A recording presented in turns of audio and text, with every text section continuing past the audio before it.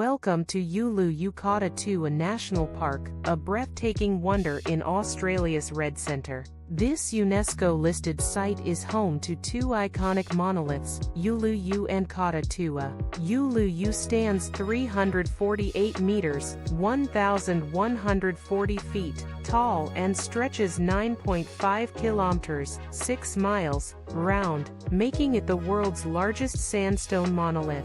Just 30 kilometers, 19 miles, away, Kata Tjuta features 36 massive domes, spread over 20 kilometers, 12 miles. These sacred sites have been home to the Anangu people for over 30,000 years. Ready to explore this ancient landscape? Let's go!